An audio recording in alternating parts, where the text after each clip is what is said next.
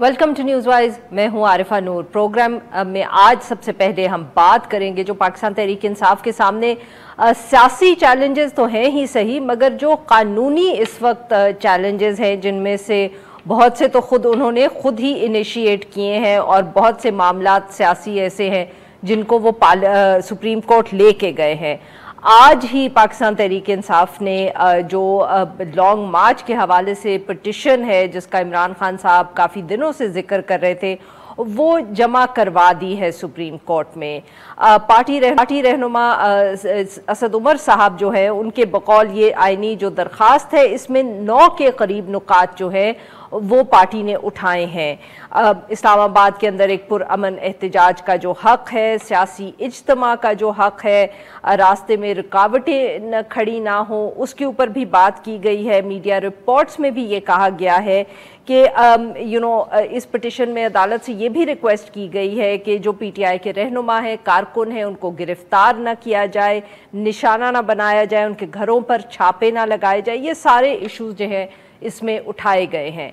पाकिस्तान तहरीक इंसाफ के जो चेयरमैन हैं और साबिक वज़ीर आज़म हैं इमरान खान साहब, उन्होंने पहले ही ये वाज़े कर दिया है कि अब जब तक सुप्रीम कोर्ट से इस पिटिशन के ऊपर किसी किस्म का कोई रद्द अमल फैसला नहीं आएगा तो तब तक वो अपना जो दूसरा लॉन्ग मार्च है उसका ऐलान नहीं करेंगे।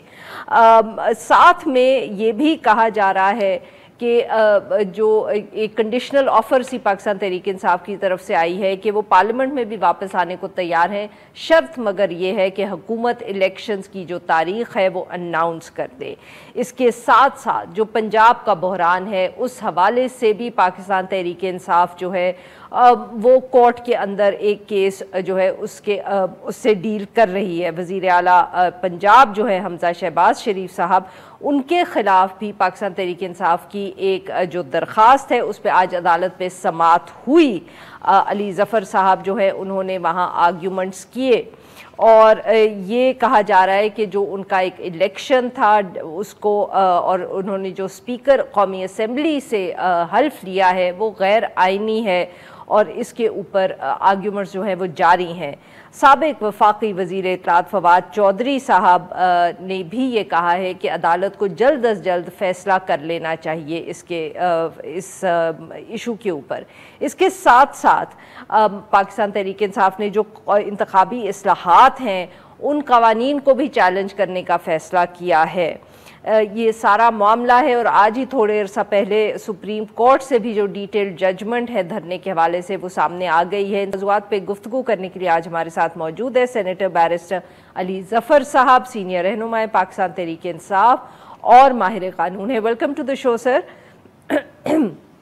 जी बैरिस्टर साहब, सर सबसे पहले तो अभी थोड़ा अरसा पहले ही जो इत्तला और ख़बर आई कि सुप्रीम कोर्ट का फैसला आ गया है सर, जो वो ऑब्वियसली लॉन्ग मार्च में और कंटेम्प्ट ऑफ कोर्ट के हवाले से था सर, तो उससे अब अगर हम उसको समझें तो कोर्ट ने ये कहा है कि वो जो एक हक होता है आम शहरियों का एहतजाज करने का या उनकी जो हरकत है या मूवमेंट है वो आईनी हक अनलिमिटेड नहीं है, वो भी कंडीशनल है।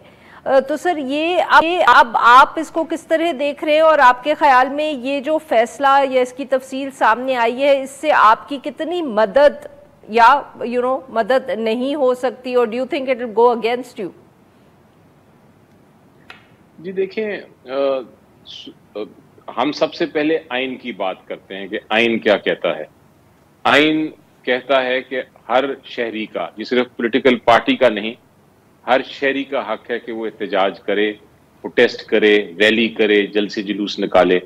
और हर पॉलिटिकल पार्टी का, क्योंकि हमारा काम ही एक पॉलिटिकल पार्टी का ये होता है कि लोगों को आगाही करे और अपने जो राइट्स हैं, अपने जो तहफ़्फ़ुज़ात हैं उनका इजहार करे।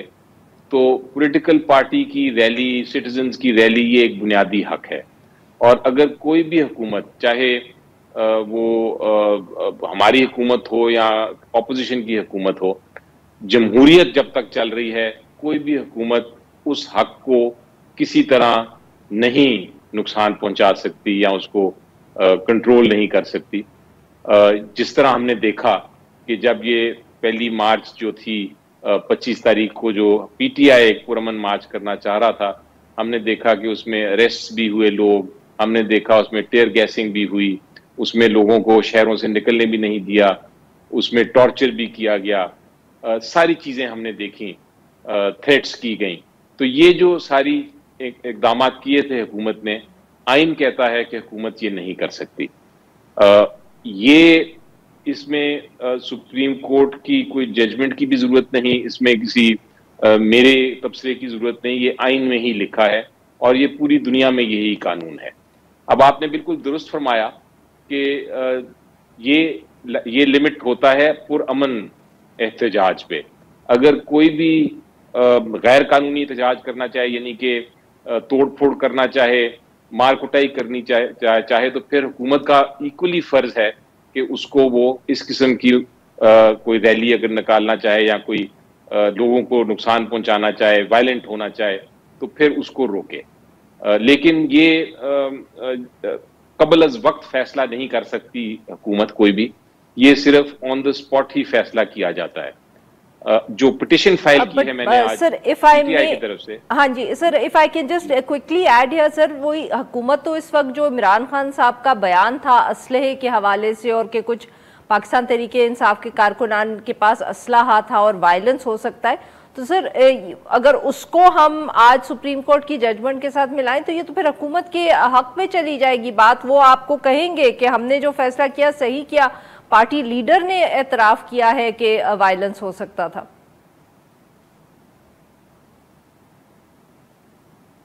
नहीं, देखिए, ये आउट ऑफ कॉन्टेक्स्ट मेरा ख्याल है ये बयान लिया जा रहा है।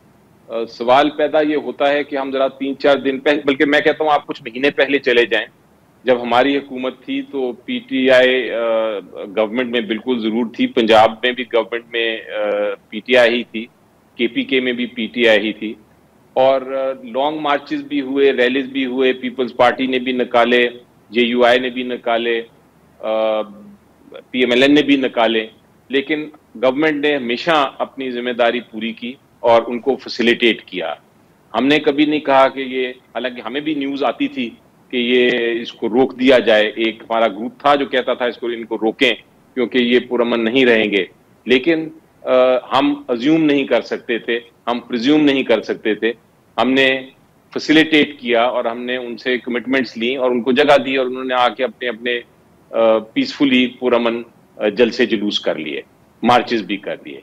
हमने भी जब हम हुकूमत से निकल गए, हमने भी शहर शहर में आप देखें कि इसी तरह ताउन के साथ आईनी अपना हक इस्तेमाल किया और हुकूमत ने भी हमें इजाजत दी और हमने वो पुरअमन एहतजाज किए। ठीक है, हमने बहुत बड़े बड़े जलसे थे, वो सबने देखे, लेकिन कोई किसी किस्म का वायलेंस नहीं हुआ। अब इन सारों बड़े बड़े जलसों का एक सबसे बड़ा जलसा करना था हमने इस्लामाबाद में, लेकिन एकदम हुकूमत पैनिक कर गई और हुकूमत ने प्रिज्यूम कर लिया कि ये वायलेंट होगा। शायद एक दो बयानात आ भी गए हों ऐसे, लेकिन उन बयानात को मिसयूज किया गया, जबकि हमारी लीडरशिप कह रही थी कि ये पुरअमन है। तो मैं तो खुद सरप्राइज हो गया, मैं तो खुद शॉक हो गया। हाँ, नहीं, बिल्कुल सही सर, बट अब यहाँ सवाल ये पैदा होता है कि अब ये फैसला कौन करेगा? बिकॉज ऑब्वियसली हुकूमत कहती है कि जब आपके हमने बयानात दे, वजीर आजम इमरान खान साहब ने भी कहा, उससे जाहिर होता है, सबूत मिल गया कि ये पुरअमन नहीं होगा। आप लोग कहते हैं कि पुरअमन था, एक दो जो बयान हैं उनको आप मिसयूज ना करें। तो अब ये फैसला कौन करेगा कि क्या आप लोगों के बयान मिसयूज हुए और हुकूमत ने ज्यादती की, या हुकूमत ने सही फैसला किया कि जजिंग दैट एबिलिटी, मतलब कि ये अब क्या सुप्रीम कोर्ट से आप एक्सपेक्ट करें, जो आप पिटिशन अब लेके गए हैं, कि ये सुप्रीम कोर्ट फैसला करेगी? जी नहीं, देखिए, अब माजी तो चले हो गया, उसका तो कार्रवाइयां चल रही हैं, एफआईआर्स भी हुई हैं, काउंटर एफआईआर्स भी हुई हैं, वो अब मामला चलेंगे। लेकिन हम अब मुस्तकबिल को देख रहे हैं कि जो अब 2 मार्च हम करने जा रहे हैं, और मैंने अपनी पिटिशन में लिखा है कि वो पुरअमन मार्च करना चाह रहे हैं, पुरअमन असेंबली करना चाह रही हैं, पॉलिटिकल हम अपनी राइट्स जो हैं, जो फंडामेंटल राइट्स हैं, उनको इस्तेमाल करना चाह रहे हैं। तो ये जो आने वाली मार्च है, उसके अंदर दोबारा से हुकूमत को रोका जाए कि हुकूमत उसमें भी अरेस्ट ना शुरू कर दे, उसमें भी मार धाड़ना शुरू कर दे, उसको भी यानी कि आपने सुप्रीम कोर्ट में पिटीशन में ये वाजे कर दिया है कि आप एक पुरअमन मार्च करेंगे। सो ये हम समझें कि ये जमात की तरफ से एक कमिटमेंट है उस पिटीशन में कि पुरअमन मार्च होगा। पिटीशन में मैंने तकरीबन कोई 20 जगह पे ये लिखा हुआ है और मैंने इसीलिए इस्तदा की है सुप्रीम कोर्ट ऑफ पाकिस्तान से कि आप जब हम पुरअमन करना चाह रहे हैं तो ये वायलेंस हुकूमत की तरफ से कैसे आ सकता है, उनको रोका जाए। और मेरा ख्याल है कि हुकूमत ने ऑलरेडी अनाउंस भी कर दिया है कि हम ये मार्च होने नहीं देंगे। मिनिस्ट्री ऑफ जो इंटीरियर मिनिस्टर हैं उनका एक बयान या ट्वीट आया है, उसको भी मैंने पिटीशन के साथ ही लगाया है। तो अब सुप्रीम कोर्ट का ये एक तरह से फर्ज है कि वो ये अच्छा सर, वेरी क्विकली, माफ करिएगा वक्त जरा कम है सर, वेरी क्विकली ये बताइएगा कि क्या अब आप लोग अगर इंतजार करेंगे, सपोज ये कोर्ट केस जो है ये ताखीर का शिकार हो जाता है सुप्रीम कोर्ट में, तो आपका फिर लॉन्ग मार्च भी जो है वो डिले होता रहेगा? देखिए, मुझे नहीं लगता कि ये डिले होगा, ये एक बड़ा क्रूशियल इशू है। आप देखें कि मैंने अभी तक 3 केसेस किए हैं जिनका बड़ा जल्दी जल्दी फैसला हुआ है। एक केस तो आर्टिकल 63A का था जिसमें डिफेक्शन का मामला था। सॉरी सर, वक्त जरा कम है इसलिए मैं आपकी बार बार बात काट रही हूँ। अगर आप स्पेसिफिकली ये बात कर लें, वो जो हमजा शहबाज शरीफ के हवाले से केस है जिसमें आज आपने आर्ग्यूमेंट्स भी की, आप क्या उसका जल्द फैसला एक्सपेक्ट कर रहे हैं और आपकी वहाँ लीगल पॉइंट्स क्या हैं जो आपने रेज किए? जी, उसका भी इंशाल्लाह डे टू डे सुना जा रहा है और मंडे को नेक्स्ट तारीख है। उसमें आर्गुमेंट्स हमारी बड़ी सिंपल हैं, कानूनी भी हैं और अर्थमेटिकल भी हैं। कानूनी इस तरह के आर्टिकल 130 जो हमारा है 130 आर्टिकल आइन का, वो ये कहता है कि चीफ मिनिस्टर वही शख्स हो सकता है जिसके पास मेजॉरिटी ऑफ द हाउस हो। पंजाब असेंबली में मेजॉरिटी ऑफ द हाउस के लिए 186 वोट्स चाहिए।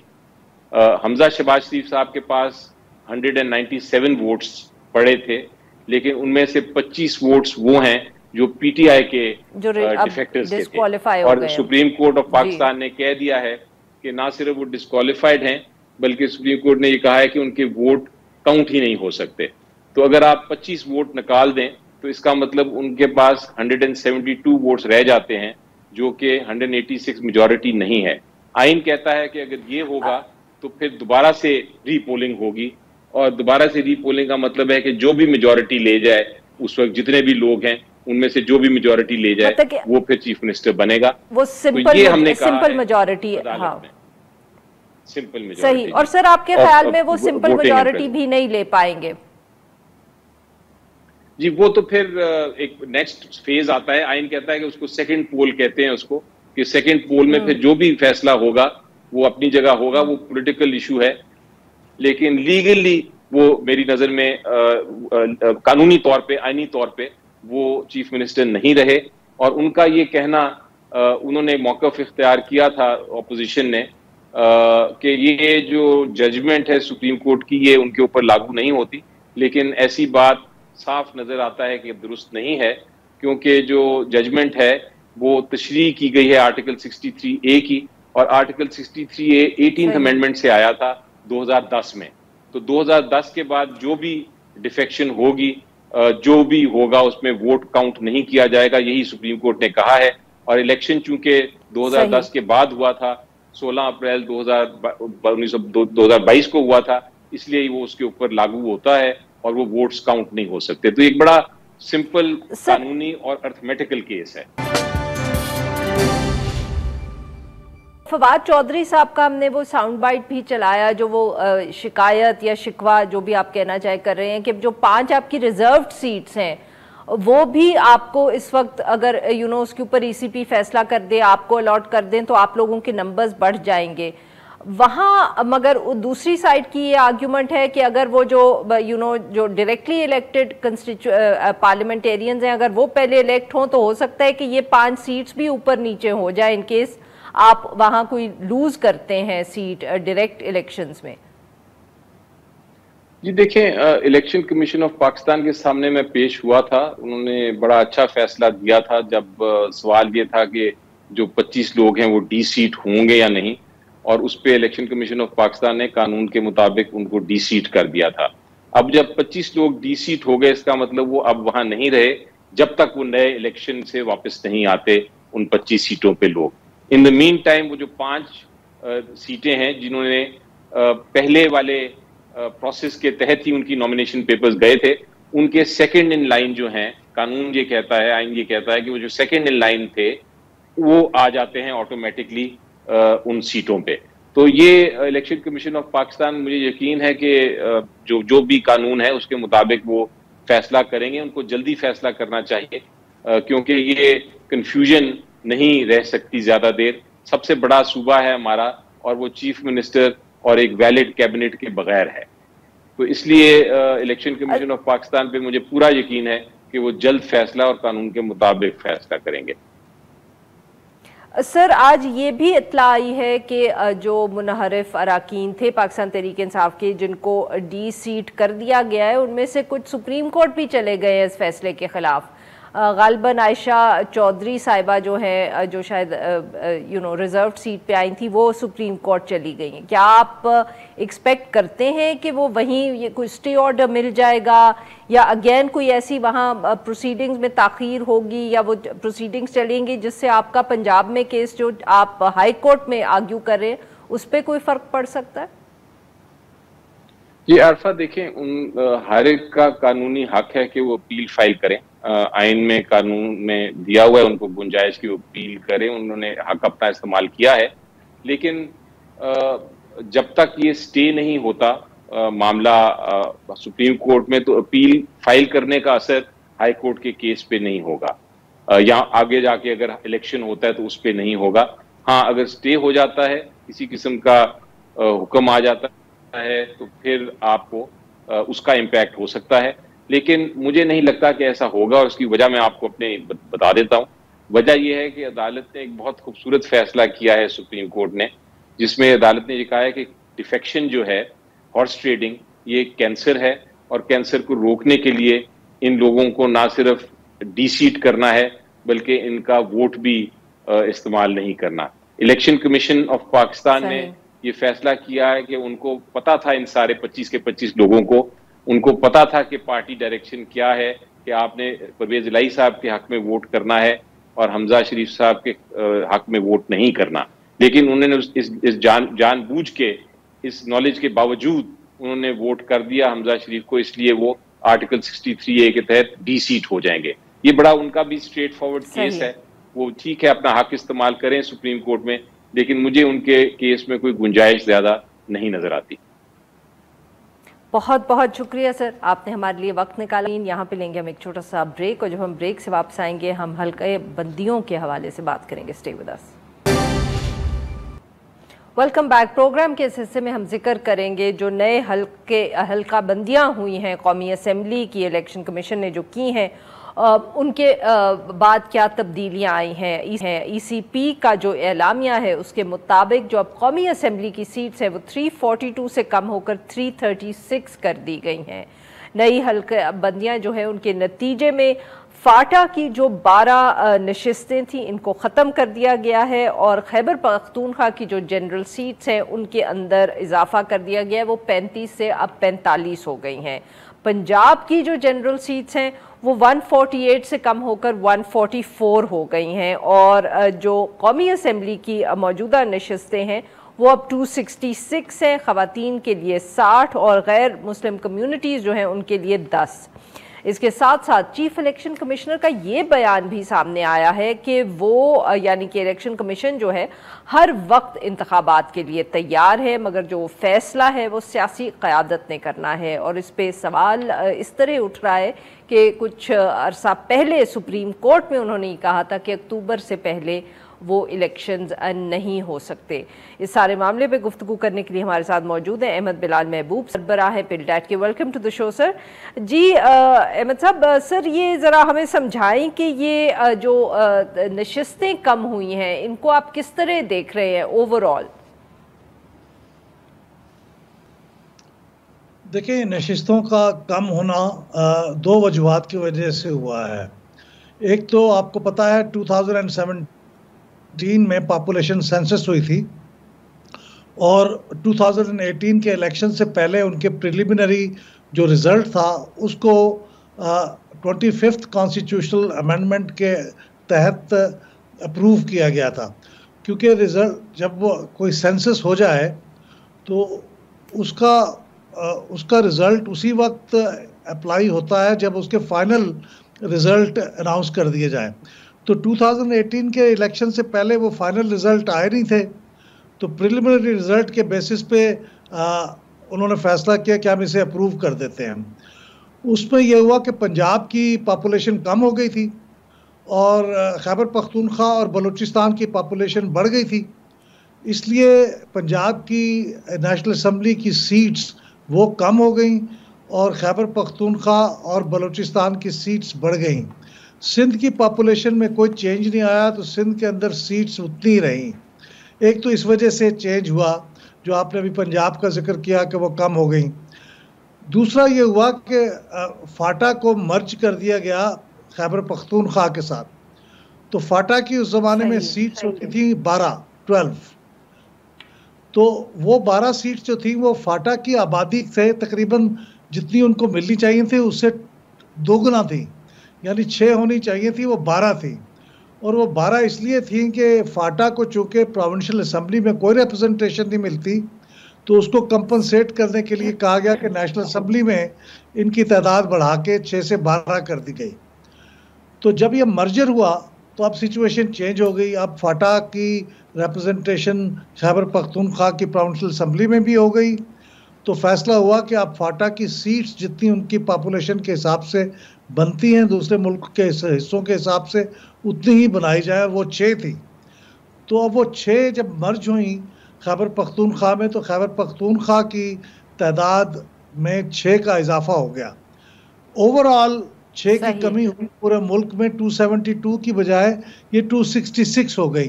तो ये एक्चुअली ये फैसला हुआ था मई 2018 में, यानी जनरल इलेक्शन से पहले 25th कॉन्स्टिट्यूशनल अमेंडमेंट के तौर पे, और इसके ऊपर एप्लीकेशन हो नए इलेक्शन में। तो ये उसकी कहानी है।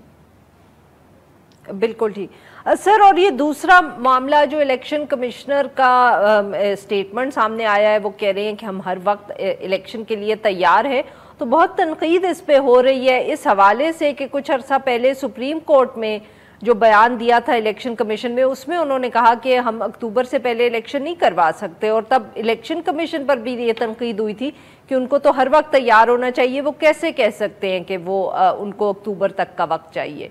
सो ये जो तब्दीली हुई है उनके स्टांस में, क्या इसकी भी कोई ऐसी वजह है जो हमें नज़र नहीं आ रही?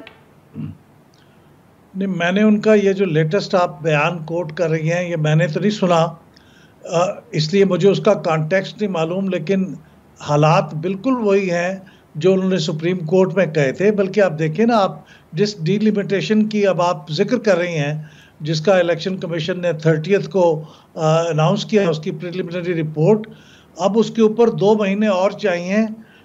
1 महीने में तो लोग उसको देख के अपनी जो कंप्लेंट्स है वो दायर करेंगे, पूरे 1 महीने में उनके ऊपर फैसला होगा, और ये अगस्त के महीने में डिलिमिटेशन होगी। तो जब ये कंप्लीट होगी तो उसके बाद फिर आप असेंबली डिसॉल्व कर सकते हैं चाहें तो, और उसके 3 महीने में 3 महीने में इलेक्शन होगा। तो इलेक्शन अक्टूबर से पहले अभी भी कोई पॉसिबिलिटी नहीं कि हो जाए, वो अक्टूबर में ही होगा। तो ये चीफ इलेक्शन कमिश्नर साहब ने गालिबन ये कहा होगा कि अक्टूबर के बाद हम किसी वक्त भी तैयार हैं। बिल्कुल सही, बहुत बहुत शुक्रिया सर, आपने हमारे लिए वक्त निकाला। नाज़रीन, यहाँ पे लेंगे एक छोटा सा ब्रेक, और जब हम ब्रेक से वापस आएंगे तो हम बात करेंगे लोड शेडिंग के हवाले से। Stay with us. Welcome back नाज़रीन, हम इस सेगमेंट में बात करेंगे जो इस वक्त बढ़ती हुई लोड शेडिंग है मुल्क भर के अंदर। गर्मी के इजाफे के साथ साथ लोड शेडिंग जो है वो भी बढ़ती चली नज़र आ रही है। मीडिया रिपोर्ट्स के मुताबिक इसकी वजह जो है वो शॉर्टफॉल है बिजली का, और वो 7000 मेगावाट तक जा पहुंचा है।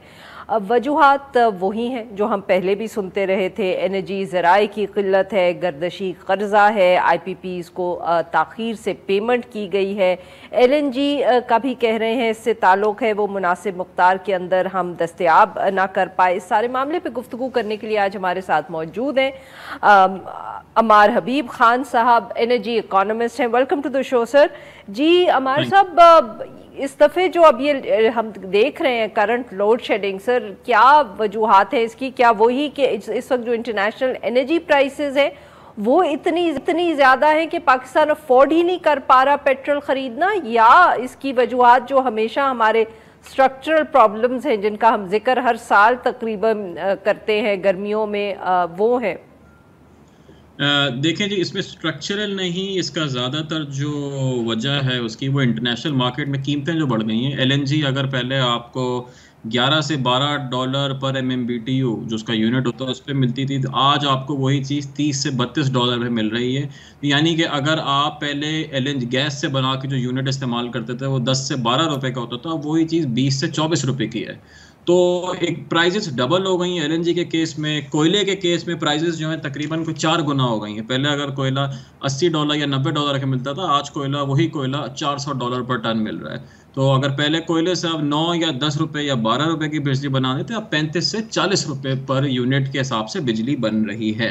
तो हमारे पास दो ऑप्शन है, या तो हम महंगी बिजली खरीदें, महंगी बिजली खरीद के हम बिजली की जो कीमत है उसको भी इंक्रीज करें, उसमें भी इजाफा करें, या हम लोड शेडिंग करें। तो इसमें जो है हमारे पास कोई तीसरा ऑप्शन नहीं है। तीसरा ऑप्शन ये है कि जी हम इंपोर्ट करते रहें महंगी बिजली, लोगों को सब्सिडाइज भी दें, और जो हमारा फिर जो फिस्कल डेफिसिट है हमारे पास, एक वक्त फिर ऐसा आएगा कि इतने पैसे मौजूद नहीं होंगे कि हम और बिजली इंपोर्ट कर सकें। तो ये बहुत टफ चॉइसेस हैं जो कि इस हुकूमत को लेनी पड़ रही हैं। अच्छा सर, ये बताइएगा कि जो इंटरनेशनली इस वक्त पेट्रोल प्राइसेस हैं, क्या आपको लग रहा है कि आने वाले दिनों में वो और बढ़ेंगी या कोई हम कमी भी एक्सपेक्ट कर सकते हैं? देखें, कमी की तो एक्सपेक्टेशन नहीं कर सकते, क्योंकि पिछले 2 से ढाई महीने में चाइना जो है वो लॉकडाउन में था। जितने भी चाइना के बड़े शहर से, शंघाई, शेंजेन, बहुत सारे शहर थे जो कि लॉकडाउन में था। अब वो खुलना शुरू हो रहे हैं।